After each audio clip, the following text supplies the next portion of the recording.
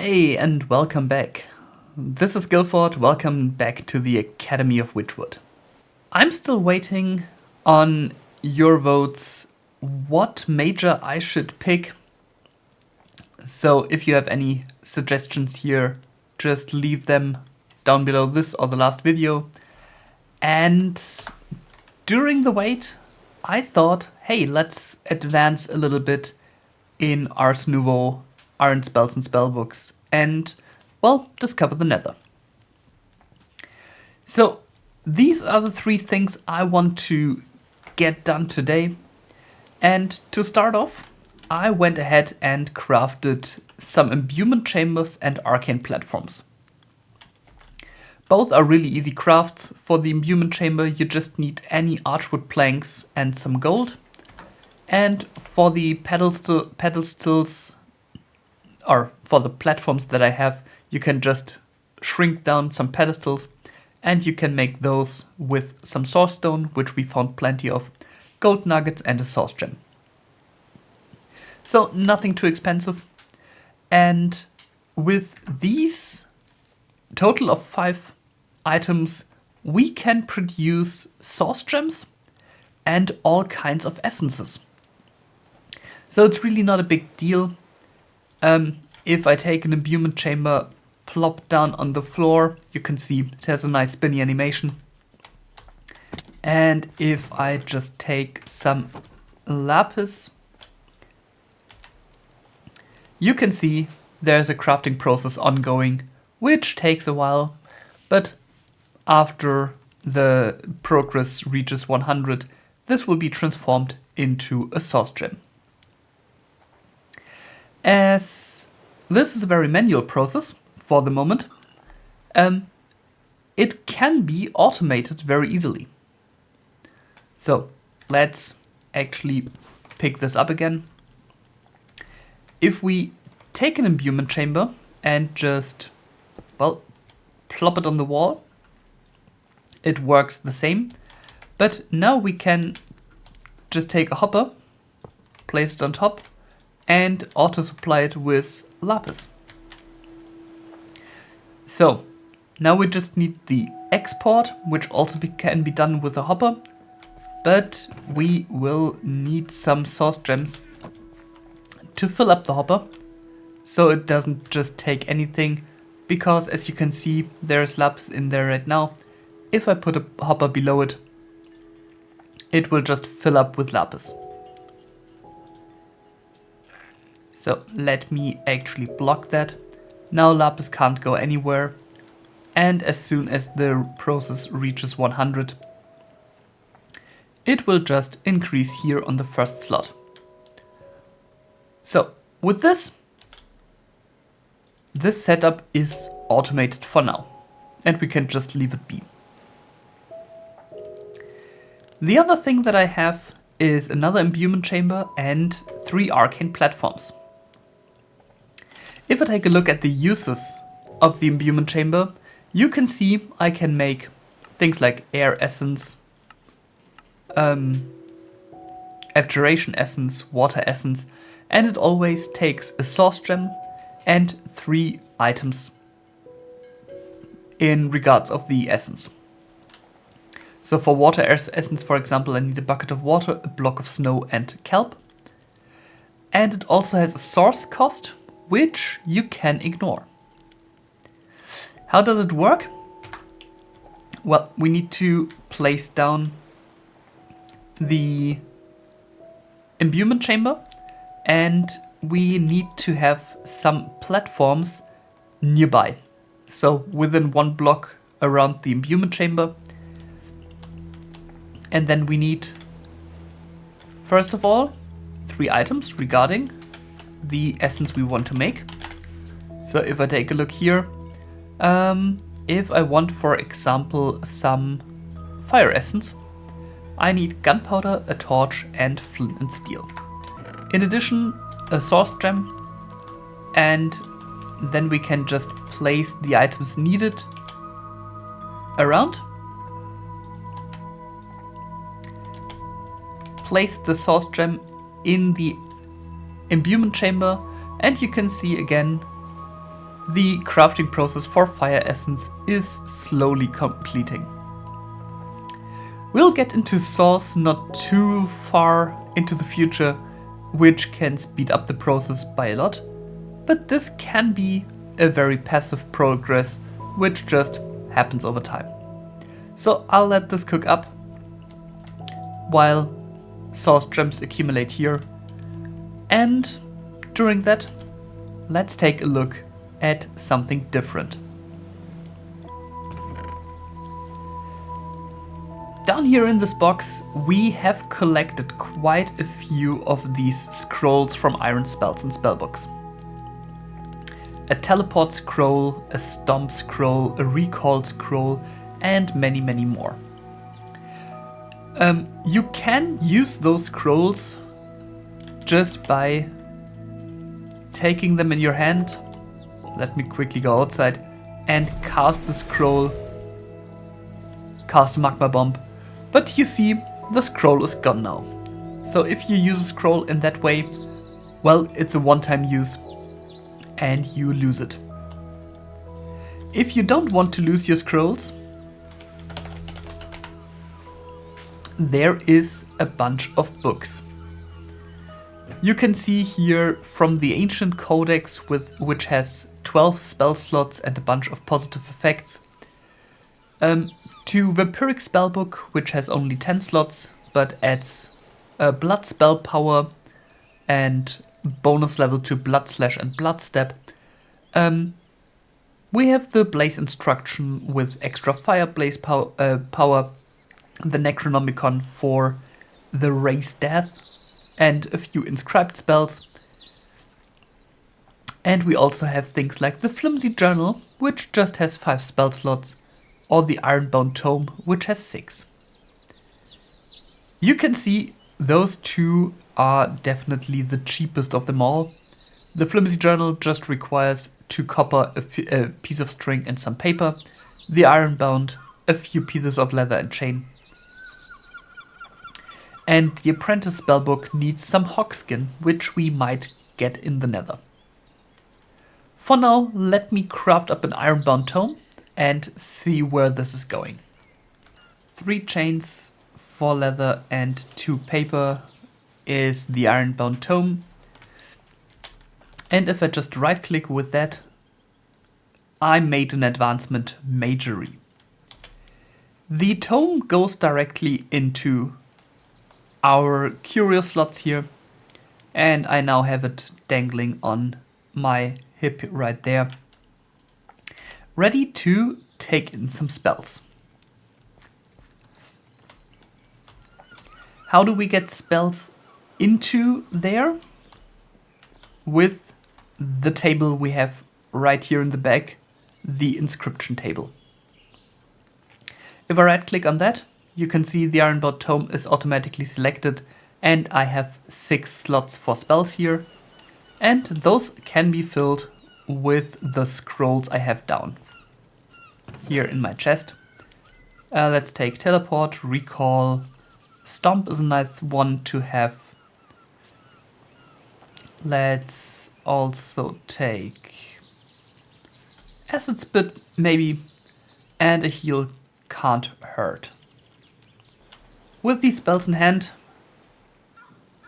you can just go ahead and put them in here, write them in the tome, and they will appear in that order that you put them in. And now you can see the spells down in my left hand side. If you don't like casting spells via the R key, you can always use the stuff you get at the beginning and just right click with that to cast the equipped spell, which is quite nifty, especially if you want to go full iron spells and spellbooks, because these staffs also increase your mana regeneration and spell power, which allows my teleport, for example, to go another block further.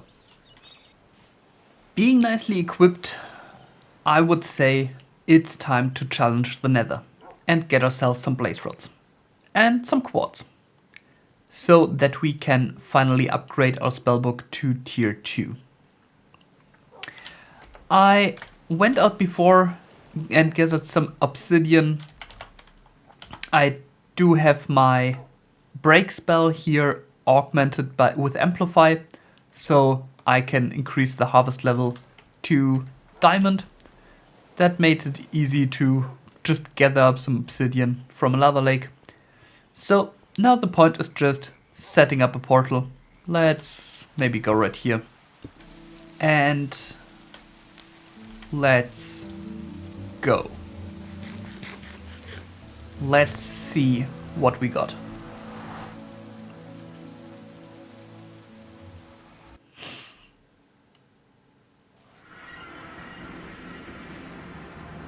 We need to go deeper.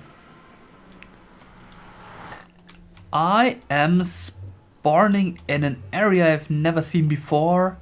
We have Whistlecane here from Gardens of the Dead. Oh god. I have no idea what this is. I have no idea what to expect here. Alright, let's see if we can find a fortress or anything else that has some blazes. And also let me just gather up a little bit of quartz. 25, that should be plenty for now.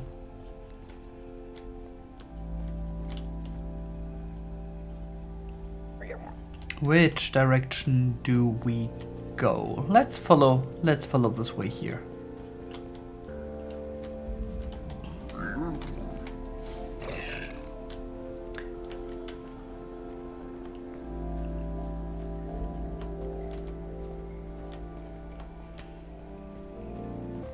And then we have our first Hoglin skin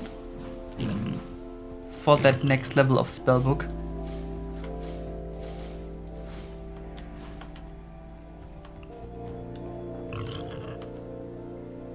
Go and hide. Don't bother me. I really like this Whistlecane. It looks awesome. There's a glowing mob in the distance. Let's actually be stupid enough and go there. And while doing that, I just found a bastion, I think. With some chests. Nice. Alright, what do we have there? A piglin, glad and netherite, Samuel the Pitmaster. I do have a quite powerful way of dealing damage by now, as you can see by the decrease of his health. And I also have automatic pickup, which just got me some gold. Nice. Let's see what we get in these chests. And okay, I'll take that.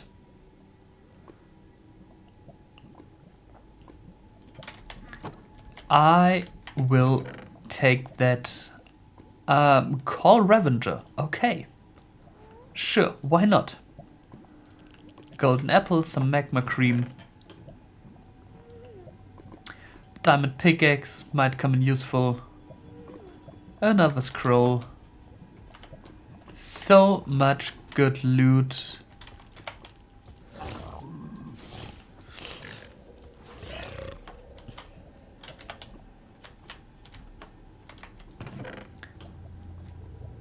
Magic arrow. Quite a nice spell.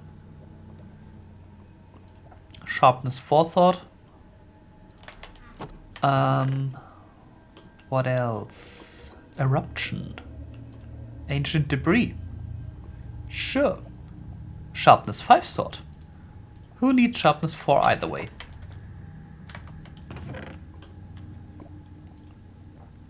Dragon Glide scroll. I'm really taking a lot from this.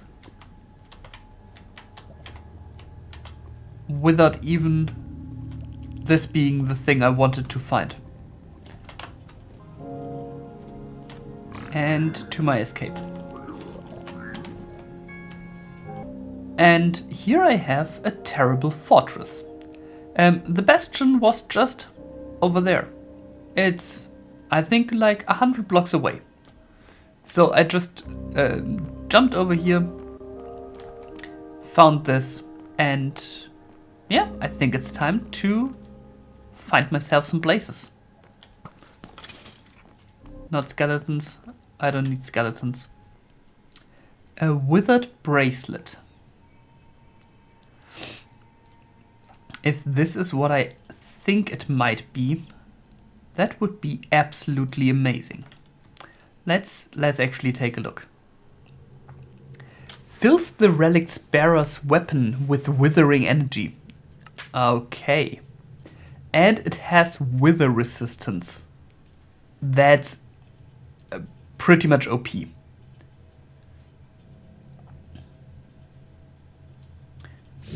What do we have here? I think this might be a wither flower. Yeah, it is. And now I have a 26% chance to apply the wither effect. Alright, and this is the worst option I could have. Let me actually re-roll this once. That looks a little better. Do I have a space for a ring? I do. Oh, rings and bracelets are actually two different things. Okay. I'll take that. Somehow the lack of enemies is irritating me. I said, and then we have some skeletons here. And here we have one of the probably strongest charms that do exist, in my opinion at least. I have no idea if I remember this correctly.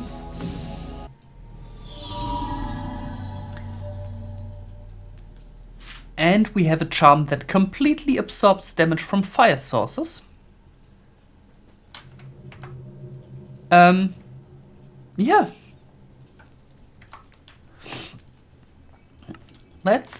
Let me get immune to fire as well.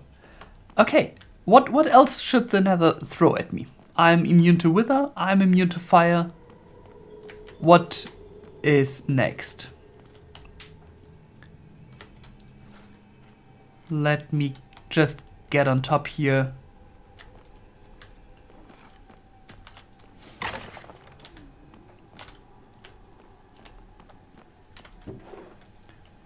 Okay, a vampiric glove. Sure. This nether fortress in particular, by the way, is really, really cool. Because this is the door you come up against. And you can bypass the door on either the left or the right, and you will find a hand crank in here to just open up the door via create, so you can leave it open if you want to. I think that really has style. Other than that, most of the chests in there are normally pretty useless, but if you have artifacts installed, oh, well, every chest has the option to, well, include some artifacts or some stuff from Ars Nouveau or Iron Spells and Spellbooks. So really, just take everything that you need. And down there we have a blaze spawner. Or actually, there's two directly next to each other. I could go ahead, make this a blaze farm, but I don't think I will. I'll just farm up some blaze rods down here. I'll see you guys very soon. Alright, I think I have enough blaze rods for now. Let us actually take our recall spell. And after a few seconds, from wherever we are, we end up back in our little dorm. That's correct. I now can recall back home once every 5 minutes, so all the backpedaling from my adventures have an end. Which is really, really nice, if I'm being honest. And with 2 quartz blocks, 3 diamonds, 2 blaze rods, obsidian, and my novice spellbook, I can upgrade to the mage's spellbook. Which also completes a quest.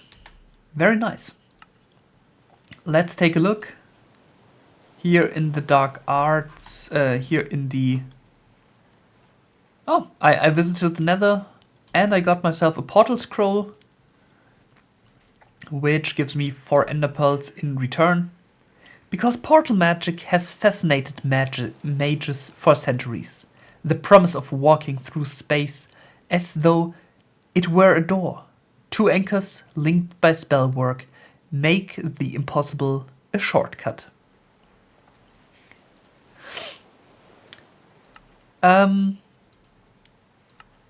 If I get myself portal frames and cast the portal spell on those frames, it will become a permanent location, which is quite useful. Let's see what else we got. The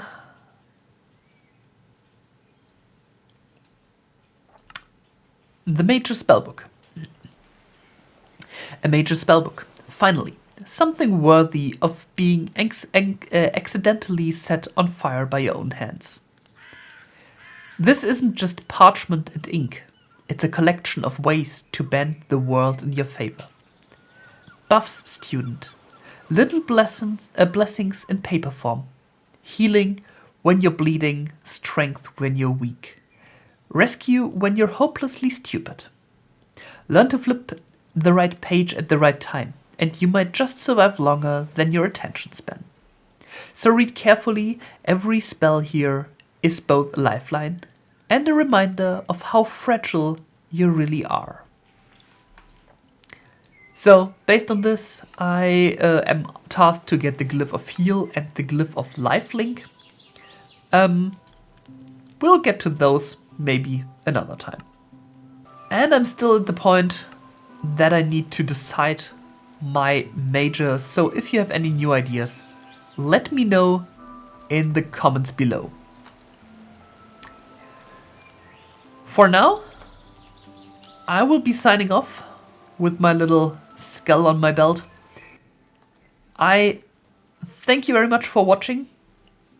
I hope you enjoyed today's episode, and I will see you next time.